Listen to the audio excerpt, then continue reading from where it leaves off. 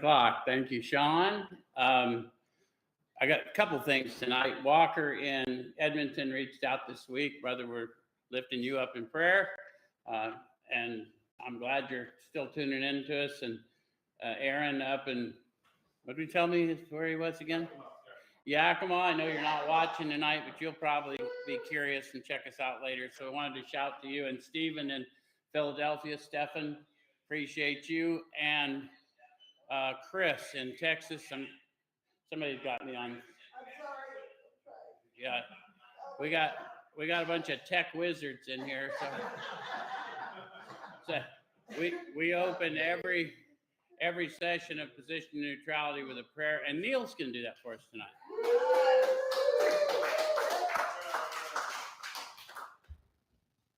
Hi, family. Lord, thank you for bringing us together once again in the McDonald home and across the satellites to hear your message. Please grant us the trust and the willingness and the humility to soar gracefully by your power and your will and your grace. In Jesus' name, amen. Amen. Good job, Neil. Thank you for that. Oh, for those of you that always want to read my T-shirts, it says, never underestimate a McDonald covered by the blood of the Lamb. Covered by the blood of Jesus. In case y'all didn't know I knew his name.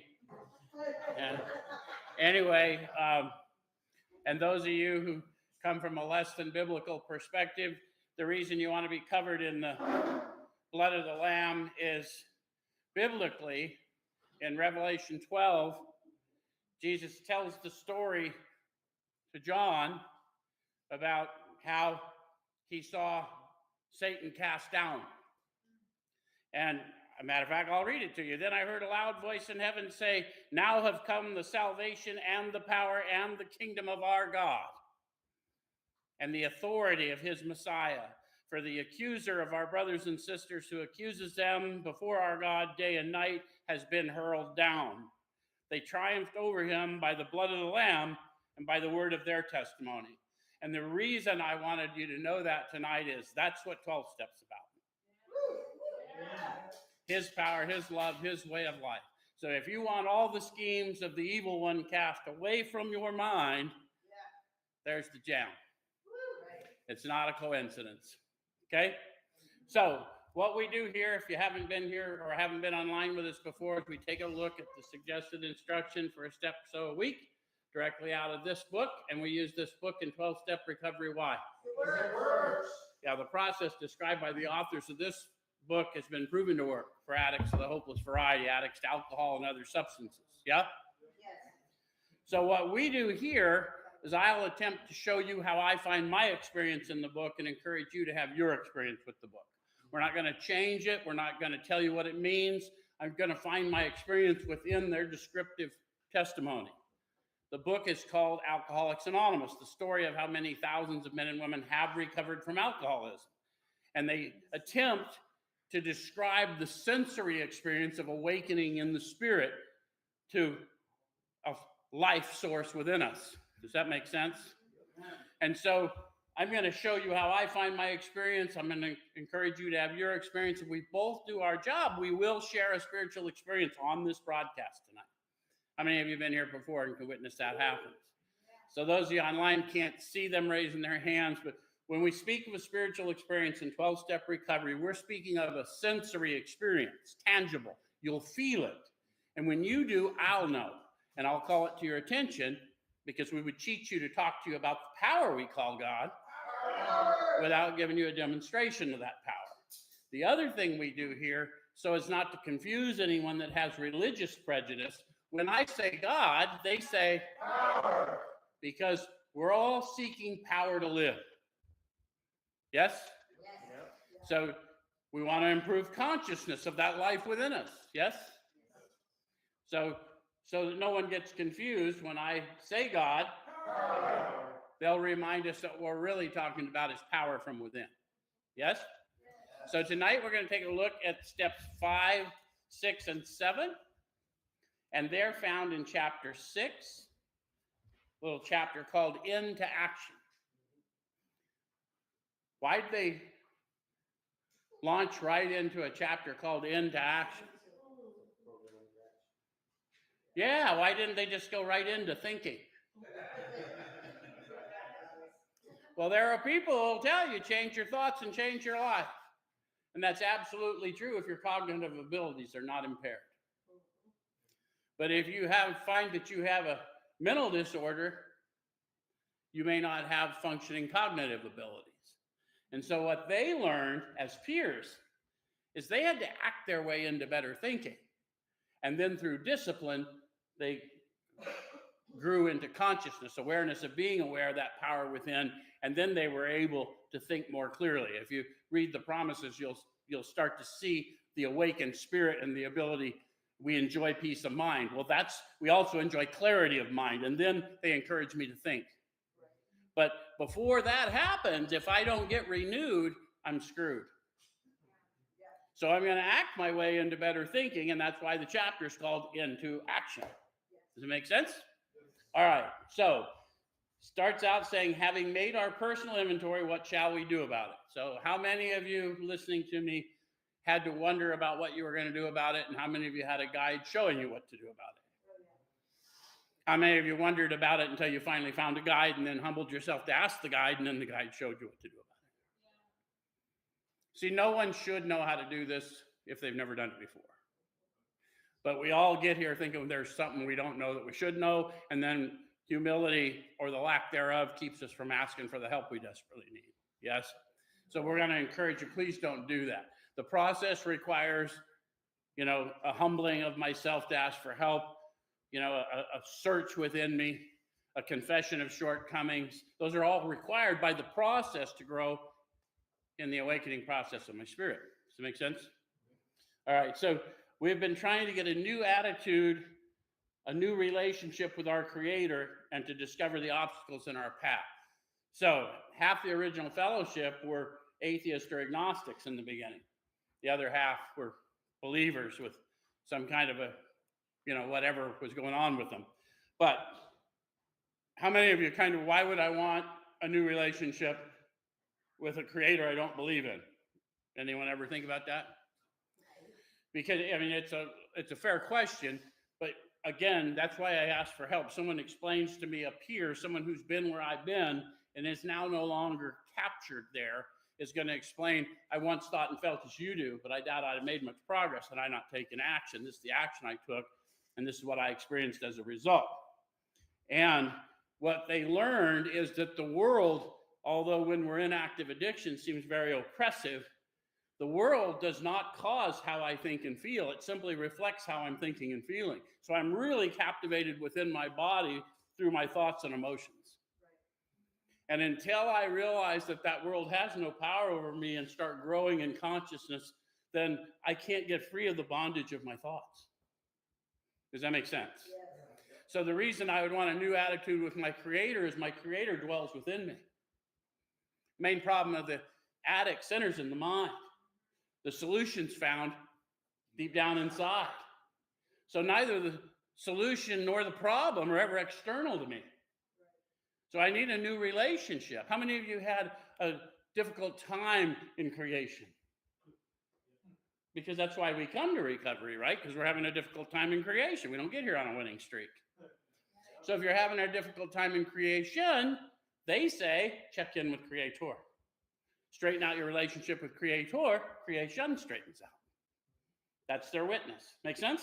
Yes. Okay. So then it says they're going to discover the obstacles in their path. Does it make sense that you would want to discover the obstacles in your path to awakening and getting free of that bondage? Okay. So it says we've admitted certain defects and we've ascertained in a rough way what the trouble is. We've put our fingers on the weak items in our personal inventory. So have most of you either done an inventory or contemplated doing one or working on it? Okay, so you've got a rough idea. You've got your finger on some of the weak items. Okay, then where we find ourselves, now these are about to be cast out. Now notice how they do not say, now we're about to cast these out. They're going to be cast out by the power found within me. Does that make sense? To the extent I follow through on the process that I've been shown. Yes? How many of you could quote the book, you could go to the meetings, but you couldn't stay sober? How many of you had the same experience with the church family? Knew what it said, just somehow couldn't quite get her done. Okay, so I'll tell you what they've always told everybody that's paying attention. It's not enough to know it, you got to do it. So this requires action on our part, which when completed will mean that we've admitted to God, to ourselves, and to another human being the exact nature of our defects. This brings us to the fifth step in the program of recovery mentioned in the preceding chapter. This is perhaps difficult. So the first thing I need to acknowledge for my new man or my new woman is I know you're scared. Are you going to let that fear rob you of the potential that you have for your life? And if you are, there's no shame in our game. Tell us how to make you comfortable until you're ready to proceed, right? Because we're all frightened of processes we don't understand. We're all frightened of what someone will think of us once they find out what we know about ourselves already. I hear people say, oh, I don't want to look inside me. I don't want to find out. Oh, bullshit. You already know what's in there. You don't want anyone else to know. And I get it, right? I've had a lot of shame, but I got to outgrow it. And the only way to it is through it. Okay, so it says, especially discussing our defects with another person. We think we've done well enough in admitting these things to ourselves. So they said in a very succinct way what I just spent several sentences telling you, right? Yeah. All right, so there's doubt about that. Why is there doubt about that? Because all of us have done a self-analysis and then gone out and done the same thing. Right. It's real common. You don't get to rooms of recovery without having done that a lot. So many of us thought it necessary to go much further. We'll be more reconciled to discussing ourselves with another person when we see good reasons why we should do so. So they're not asking you to do something that doesn't make sense. They're saying, we know you're scared. We know you don't want to do this. Let's give you some reasons why you might want to do it in spite of the fear. Fair enough? Which you guys as sponsors, that's what you're supposed to be doing. Feel them. Feel their fear, carry their fear, and then tell them why they should be doing it based on your experience. Otherwise, you're not using your peer experience to its utmost, yeah? All right, so the best reason first, if we skip this vital step, we may not overcome drinking. Yeah, I mean, did you come here to overcome your addiction or didn't you? Not everyone does. I mean, I don't assume that's the outcome they're looking for. Dude, I came to recovery many times just to fade a little heat. Anyone else know what I'm talking about? Look, I can get out of the house if I say I'm going to a meeting. And I know what's out there. And once I get out there, I won't give a damn what anyone at home thinks. Anyway. All of us come here with a past, is my point. So the best reason is if you're not here just joking around, then you ought to throw yourself right in the middle of it. Right? Okay. So if we skip this vital step, we may not overcome drinking. And then they tell of the experience. Time after time, newcomers have tried to keep to themselves certain facts about their lives. And for our purposes, everyone after Dr. Bob is a newcomer. We got people in this study 35, 34, 36 years sober. They're still here in a step study. And we got people 36 days. They're here in a step study, right? And the reason is we got perfectly functioning forgetters and really bad rememberers. Okay, so time after time, newcomers have tried to keep to themselves certain facts about their lives, trying to avoid this humbling experience.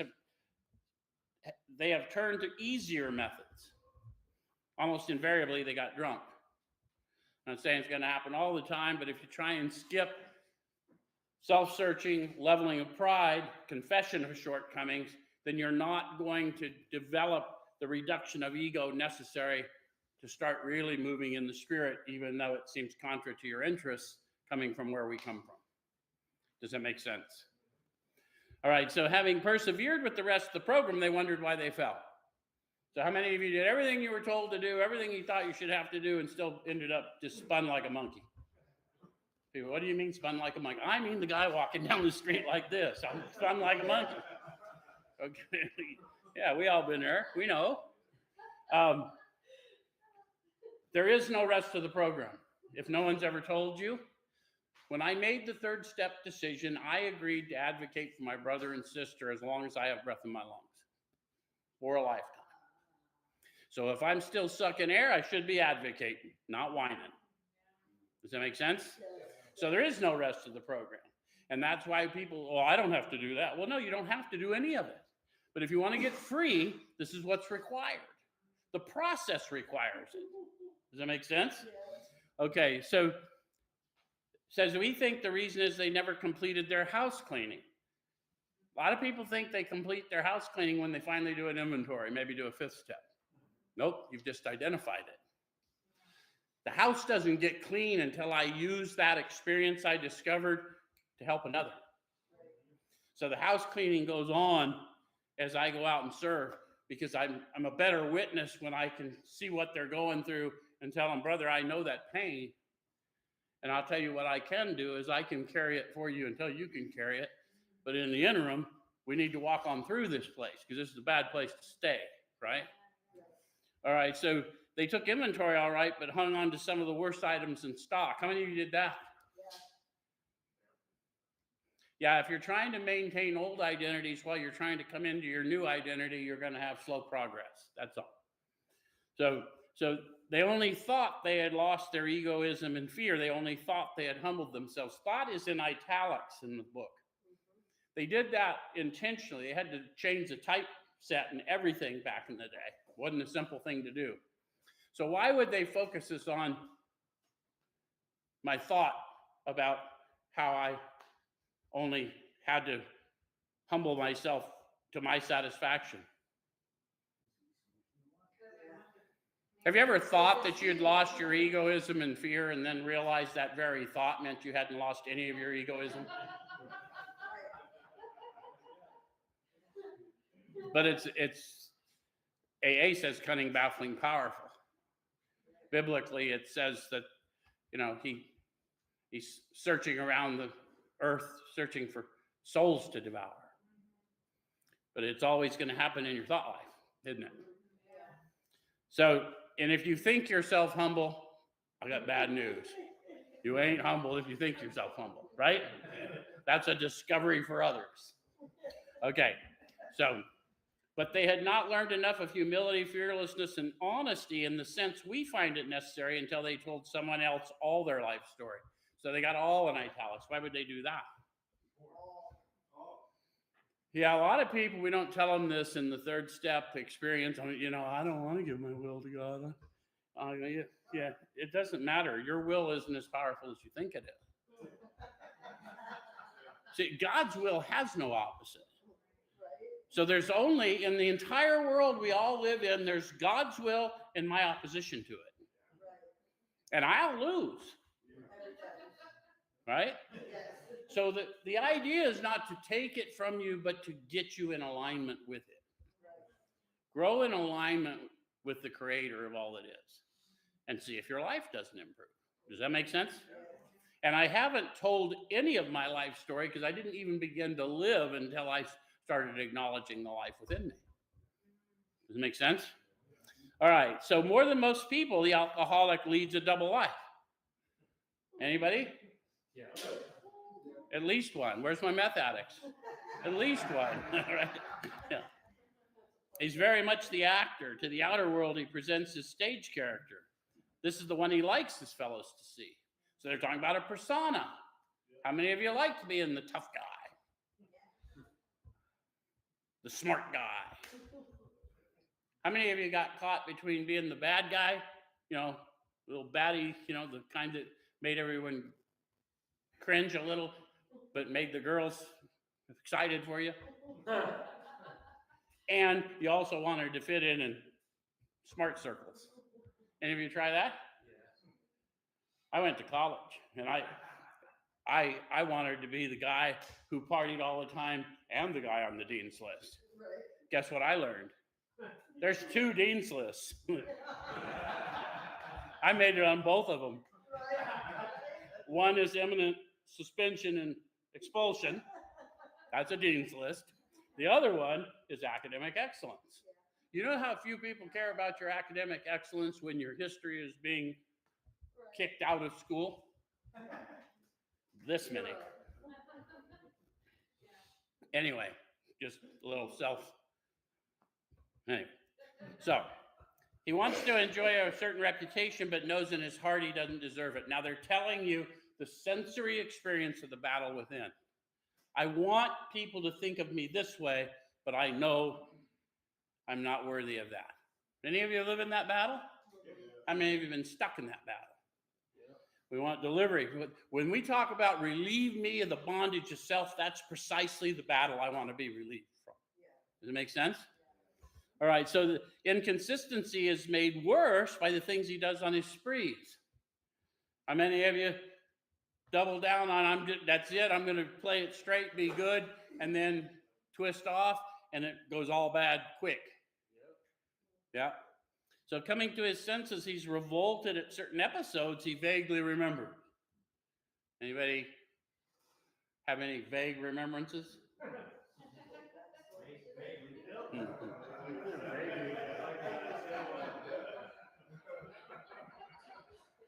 Apparently, there's a number of vague remembrances.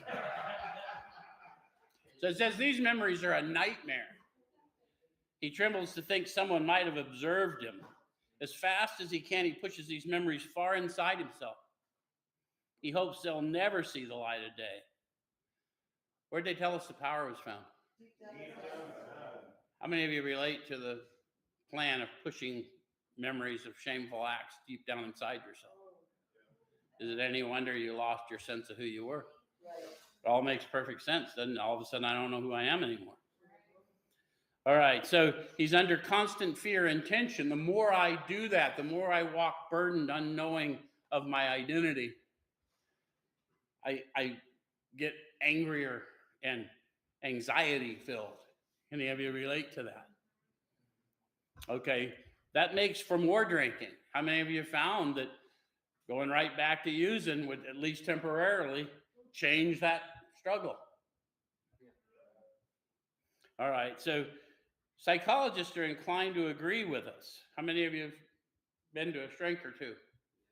We don't have very many of our. We usually have a therapist or two in here, but I got a social worker over there. I always forget because he's a convict too, and I don't know. I always see the convict and not the therapist. Anyway, so we've spent thousands of dollars for examinations. Anyone relate to them? We know but few instances where we've given these doctors a fair break. So what they're trying to say is, if you spent time with behavioral health professionals, did you tell them the whole truth? No. Did you follow their advice? No. Sometimes it depends on what their advice was. I found a guy that would tell me I should probably have a drink once in a while to calm down. Loved him. Anyway, so what they say is we have seldom told them the whole truth, nor have we followed their advice. So the reason I want everyone to consider that is why your power as a peer is the sacrifice that's already been made for you and the word of your testimony, not your opinion. So my opinion about your life carries no power whatsoever, and if it carries any at all, it's probably going to do more harm than good. But my lived experience about being raised from a scrap heap that I now find you in, that might have what they call depth and weight. Does that make sense?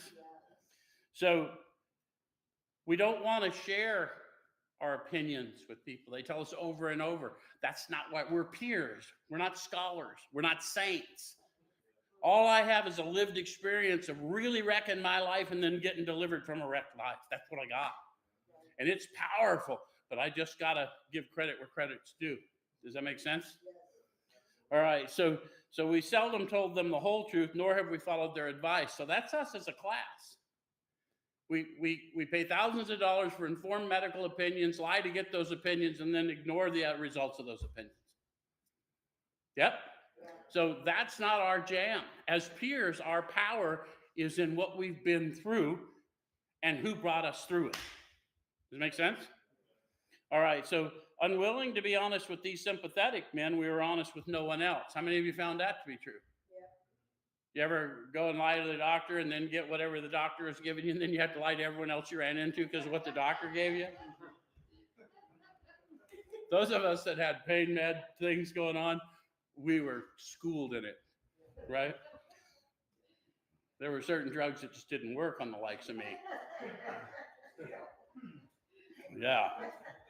So small wonder many in the medical profession have a low opinion of alcoholics and their chance for recovery. How many of you found that out? You go in and tell the doctor this is going on, that's going on. You go, yeah, this looks like drug-seeking behavior. Kind of the way you got the system set up, Doc. Anyway, so we must be entirely honest with somebody if we expect to live long or happily in this world. So who's it going to be? Entirely honest with somebody. Yeah. Austin said it, to our own self be true. The very first step in recovery, we learned that we had to fully concede to our innermost self. This is the first step in recovery. Does that make sense? Yeah. Now, sometimes I'm not capable of that, and that's why a brother that's been brought through it gives me the courage to take that step in owning who I have been. Yes? All right, so rightly and naturally, we think, well, before we choose the person or persons with whom to take this intimate and confidential step. So how many of you were frightened to ask anyone to help, and you searched far and wide, and I wouldn't ask them, but I don't want to bother them. If you're sitting within the sound of my voice and you're still doing that, do yourself a favor. The humility required to get well is most badly needed when you first stick out your hand for help to some guide who can help you walk through it. And if you'll do that, you're already in step 12. You don't stay in one for 1 nanosecond. The minute you ask for help and they agree, you're already helping them more than they're going to help you. Does it make sense? All right, so those of us belonging to a religious denomination which requires confession must, and of course, will want to go to the properly appointed authority whose duty it is to receive it. So what are they talking about? They're talking about a practice of confession. So if you have a religious practice of confession, by all means go to confession, but don't replace your AA practice with a standard confessional practice. You're going to need to go a little deeper for the purposes of what you're trying to accomplish. Does that make sense? And you guys do an AA, we meet lots of people that have pending charges. They're in situations where they can't discuss them or they're frightened to discuss them. They're going to want to talk to someone ordained. They are. Part of the reason why I got ordained, so people could talk to me. And because the kind of people I know just tend to have a past. Anyway. Though we have no religious connection, we may still do well to talk with someone ordained by an established religion for the reasons I just said. Because that confession, that getting started is protected. All right, so we often find such a person quick to see and understand our problem. Of course, we sometimes encounter people who do not understand alcoholics.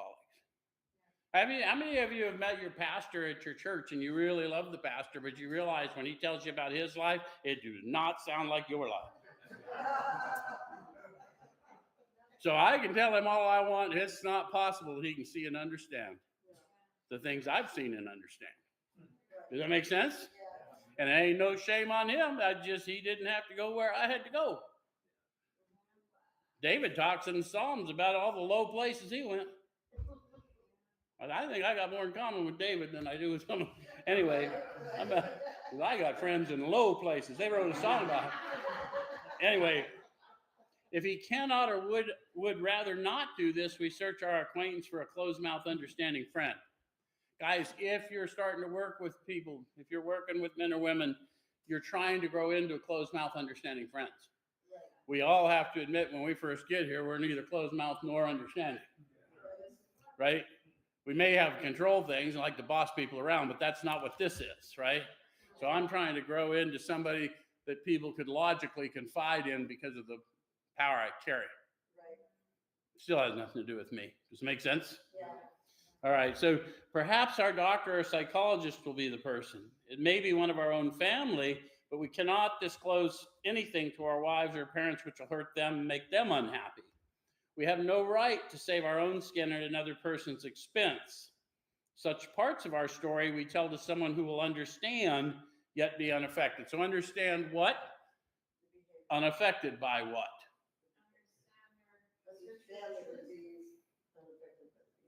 Yeah, there's no wrong answers. I'm hearing parts of it from both Denise and Carrie Ann. Understand that they're in their search for the truth. Not my truth, not their truth, the truth. And I understand that the search for the truth can have some messiness in it. Yes? And I'm unaffected by that messiness because I know the one who's pulling them out of it. Does that make sense? And if I can't do that, I need to be honest and recuse myself. That's all they're saying. And I know people that have certain ideas about certain people or certain crimes or whatever, and they literally can't do it. Fine, don't do it. Just don't set yourself up in that and then be judgmental. That's not what we need. Right? All right, so the rule is we must be hard on ourselves, but always consider of others. They're talking to you sponsors. The other person isn't even capable of being hard on themselves yet. They've written this book for people who have already awakened, and they're describing what it is to awaken. And so I've got to be honest with myself about what I'm going through. I'm going to carry some of their pain because they can't. You know how you know you're carrying their pain when they can't? Because they're smiling, because that's their mask, and they're talking about some horrific part of their life, and you can't control the tears running down your cheeks. And that's when you know you're carrying their burdens, which Galatians suggests we carry our brother's burdens. Does that make sense? Yeah. It's not some metaphysical concept. It's a sensory, tangible experience. Does that make sense? Yes. All right. So notwithstanding the great necessity for discussing ourselves with someone, it may be that one is so situated there is no suitable person available. So do you think that's true in Phoenix, Arizona today? We chuckle, but it might be, right? Because they may be that frightened. And it's always about them. So there's probably a suitable person available, but they can't see them. Does that make sense? So at that point, you're empowered to open their eyes. Not these, their spiritual eyes. But you're not going to do that through confrontation. Does that make sense? The guy who took me through the steps asked me after we got through the inventory and through all of this and was getting ready to launch me. This all happened the day after I got out of detox now. So you got to understand, I wasn't feeling good. And he said, when I got through with all this, he said, how do you feel? I said, well, to be honest, I don't feel safe. And he says, Joey, if you don't feel safe, you're not safe. He knew this. It doesn't matter whether I was safe or not. If I don't feel safe, I'm going to do something to change the way I feel. And I had no skills at that point. So the only thing calling me was the demons that had me. Does that make sense? Okay, so that's at the point, okay, if you don't feel safe, you're not safe. So what are you ready to do next? Does that make sense? Okay, so if that is so, this step may be postponed, only, however, if we hold ourselves in complete readiness to go through it at the first opportunity. So maybe you're in county lockup and you can't put anything away. And so you don't want a written record of anything you're about to disclose. Fine, it's not appropriate to do that, right? You don't want that. That's just going to cause more problems. So what we want to do is look honestly to myself. I'm ready to go through with it when it is safe. Does it make sense? Yeah. And those of you that are blessed enough to be with people in those situations, understand you've probably been where they've been. You've been afraid of those very same things, and you can tell them, look, man, it'll sit. It's going to be uncomfortable, but we'll get you when you get out, or we'll find another way to get her done. Yep. Sometimes you can't sit in it, guys. That's all I'm trying to say. Sometimes you can't sit in it. So don't be afraid to change the process. Don't create a written record if it's not safe to create a written record, but they need to unburden themselves. Okay. All right. So we say this because we're very anxious that we talk to the right person. It's important that he be able to keep a confidence, that he fully understand and approve what we're driving at, and he will not try and change our plan. So again, a job description for those of you now that are sponsoring people. So high calling, you're going to keep a confidence that you understand and approve what they're driving at. What are they driving at? Their search for the truth, not their truth, not your truth, the truth. Yes? And I'm not going to try and change their plan. I may not agree with their plan. How many of you have heard a plan you didn't agree with? Now, I may advise against it, but I'll tell them it's just advice. But my lived experience is selling that last 8 ball just to get yourself set up for sobriety could cause complications. You think I'm making shit up? I'm telling you a story I heard one time. And the next thing I knew, he had writing a letter in an orange suit on again. Says, I'll see you in a couple of years. I didn't catch a new case. You're carrying an 8 ball into a casino and you didn't catch a new case. Good thing you're living in grace. Anyway, but we must not use this as a mere excuse to postpone. When we decide who is to hear our story, we waste no time. Now they're talking to you that's sitting there on your inventory or you're thinking about your inventory.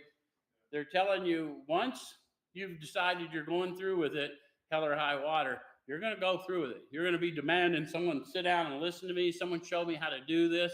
And if you're not there, why not? Ask yourself why you're not there. If I'm wasting time talking about the inventory I've been working on for 3.5 weeks, I'm lying. I've written lots of inventories. You know how long it takes? Not very freaking long. Not very long. If I know I need to unburden myself, you know how long it took when I needed to hook up and I found out that dude had a little something? I'll guarantee you I wasted no time. So they're describing how bad you want it. They're describing the desperation of a drowning man. Question yourself if you don't have that motivation. Perhaps you do not understand the seriousness of your condition. Right. Don't make the people trying to help you call that to your attention. Be honest with yourself. Does it make sense? Yeah. All right, so we have a written inventory and we're prepared for a long talk. How many of you have had long talks? Oh, yeah. How many of you didn't have a written inventory? I shook so bad, I had the DTs so bad that I could not write. And thankfully, the guy that took me through the steps knew that. So he wrote. And he didn't have the education I had. So he said, talk slow and spell the words, Joe. So it took a long time. It was a long talk. But when I was done, he turned it around. And he had written down every word and made sure he had properly spelled them. And I read the story of a man I didn't know. That's how fast that happened for me. It makes it vaguely, but I had just told the story. That's how fast that happened, just so you know. So we explained to our partner what we are about to do and why we have to do it. Guys, you're going to find that your people that you're taking on new aren't going to know what they're about to do or why they have to do it. That's up to you to do that. Remember, I'm doing this 12-step for my spiritual awakening, not yours. That's above my pay grade. Does that make sense? Yeah. So the reason I'm about to carry your burdens till you can start to carry them, and I'm going to help you sort out the ones we should let down together.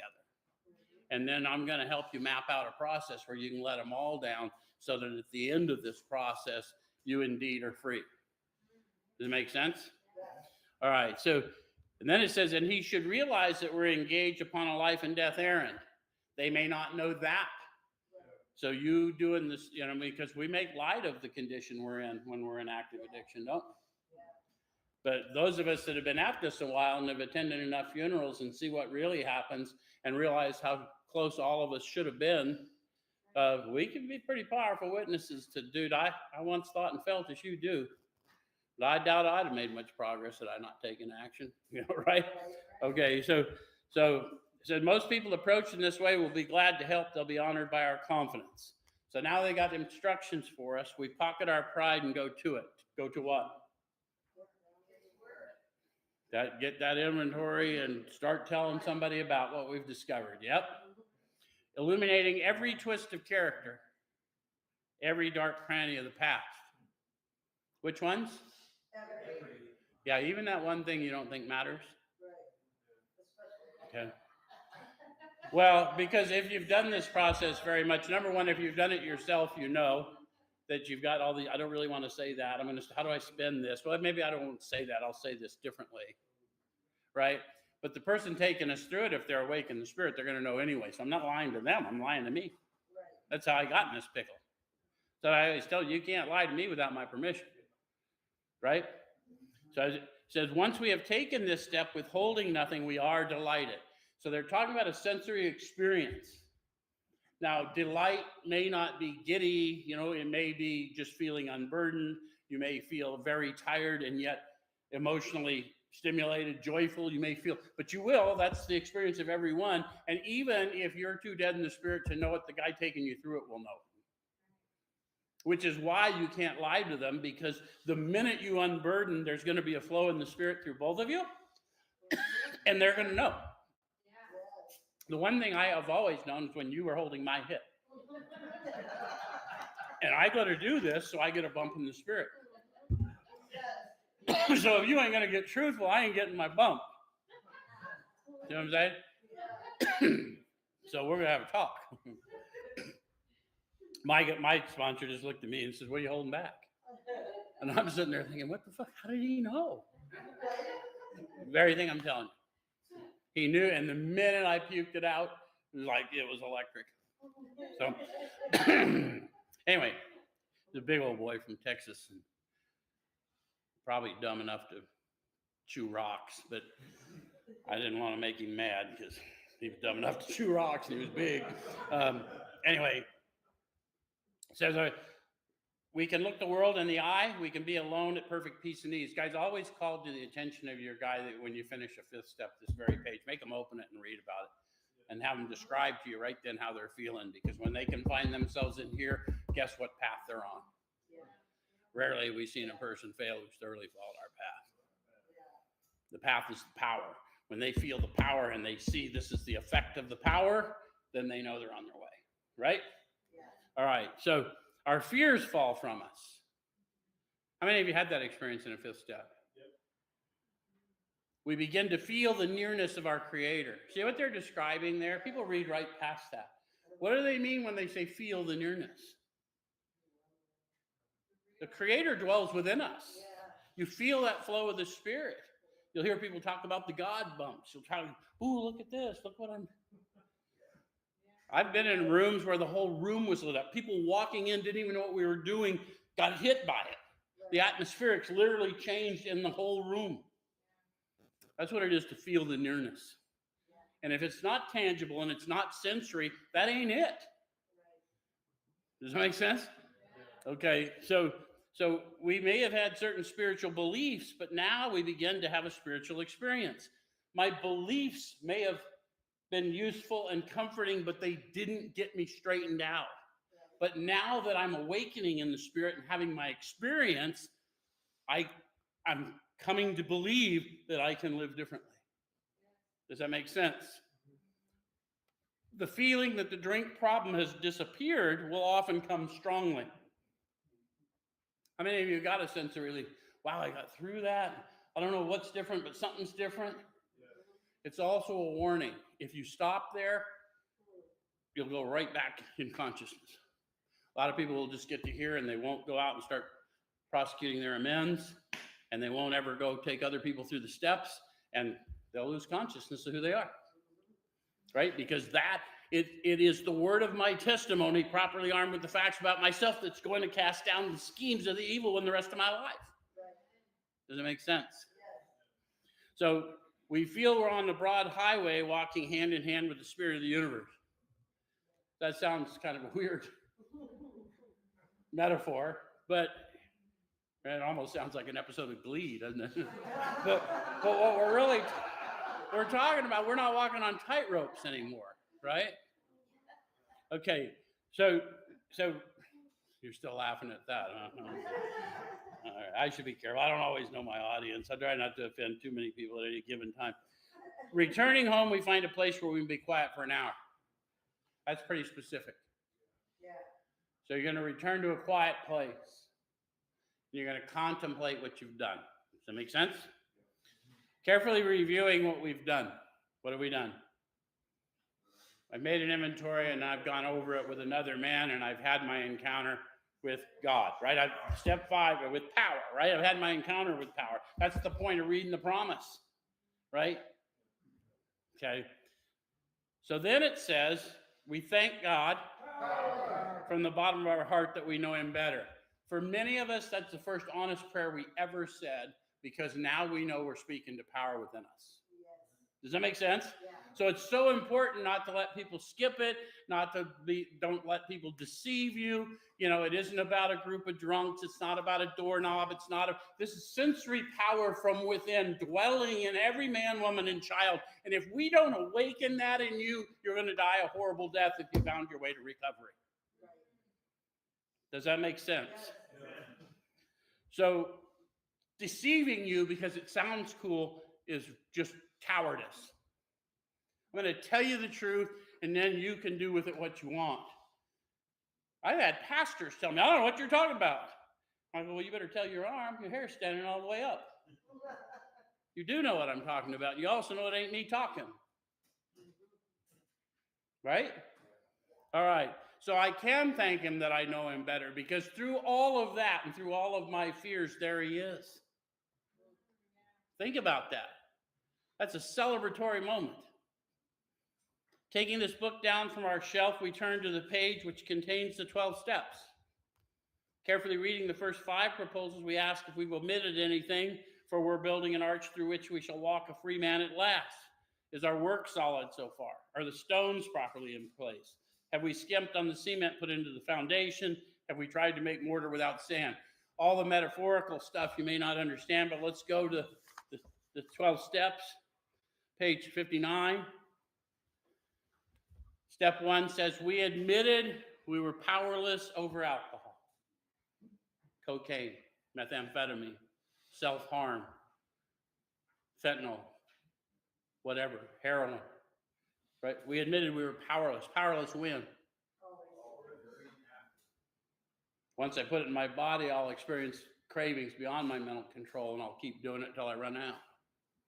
But even when I'm off for a while, I've got an obsession that draws me back to the spiritual release that I know can be found. Yes? So I'm powerless over it unless I gain access to power.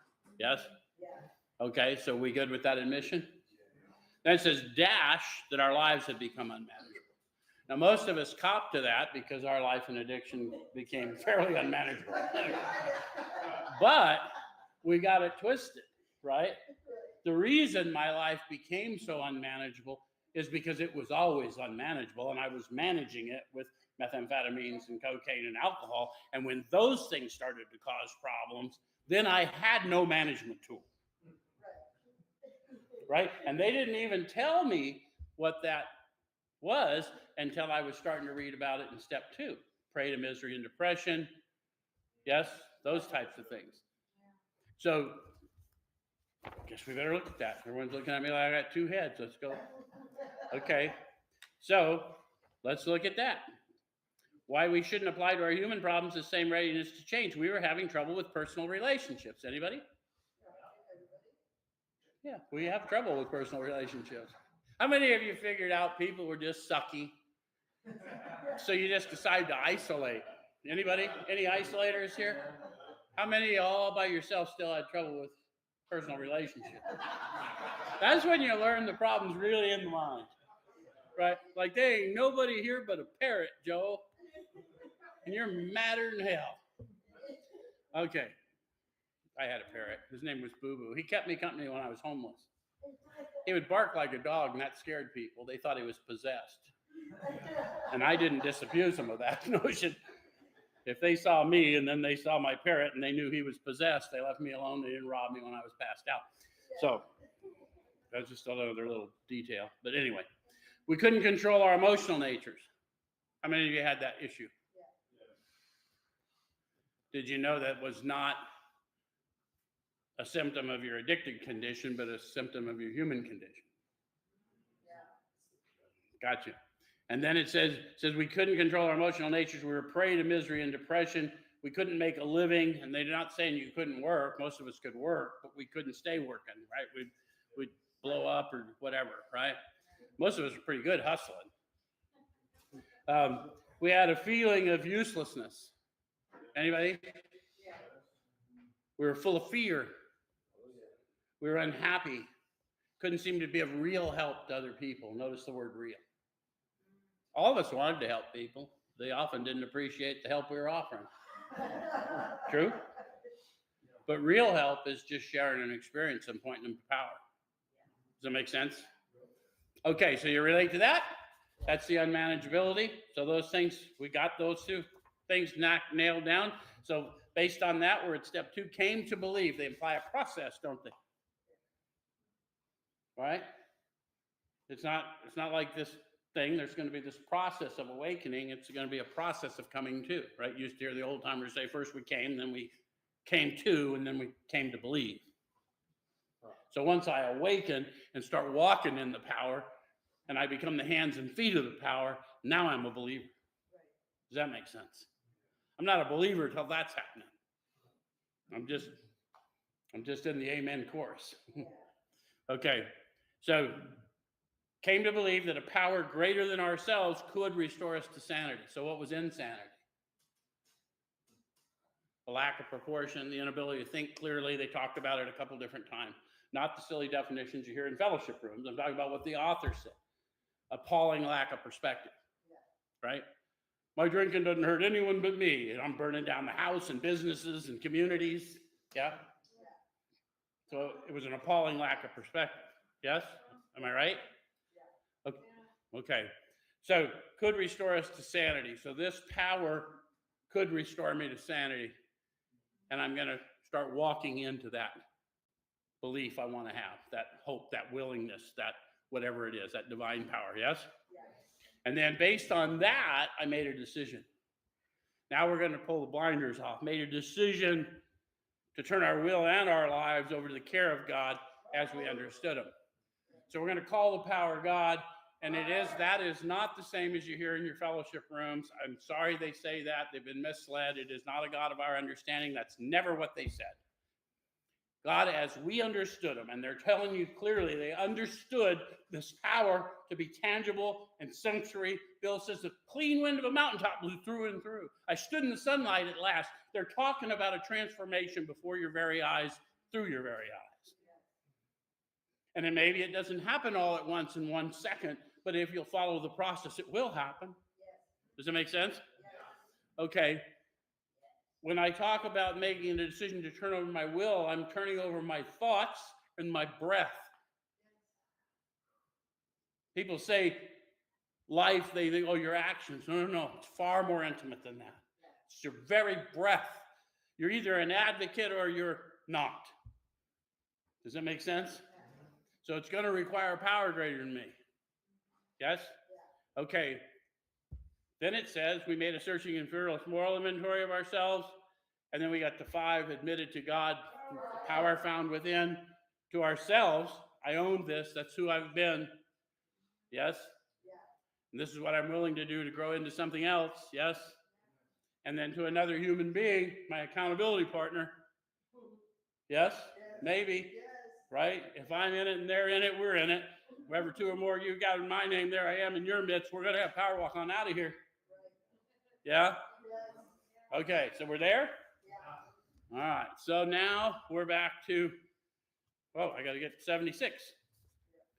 If we can answer to our satisfaction, we then look at step 6. So if you're good to this point, that's where we are. Now we're going to look at 6. It says we've emphasized willingness as being indispensable. There's very little instruction around willingness or around step 6, and so people think there aren't any instructions and they go to other books, but the instruction's right here, right?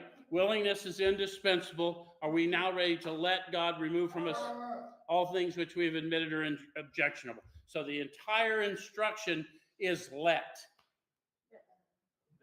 I'm not going to do it. Don't tell people you're working on your defects of character. That just means you're polishing them.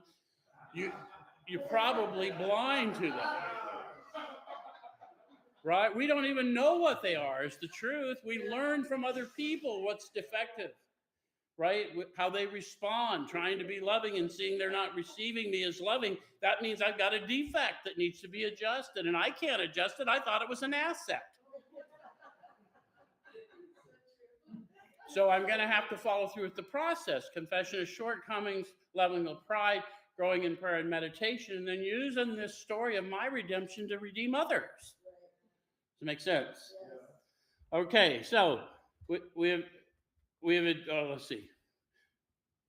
Are we now ready to let God remove from us all the things that we have admitted are objectionable? They're asking me that question. Am I ready? People will say yes, but really we're not ready for all of them to go at once. We're ready for some of them. So get priorities, what you're willing to do right away, what you'll do today, what you'll do in a little while, and what you really won't ever do, but you're going to keep praying to be willing. Because willingness is divine power. So you will grow in willingness if you ask for power long enough and you start serving. Make sense? So it says, can he now take all of them, every one? So they really want me to double down. I'm in it. I'm not ready to do it all right now, but I'm ready to do it all someday, and I'm ready to start right now. That's what that means. Right? All right. So if we still cling to something we will not let go, we ask God to help us be willing. I'm not making this up, guys. Don't shame people for lacking willingness. It's your job to give them an incentive to have willingness. Willingness is divine power.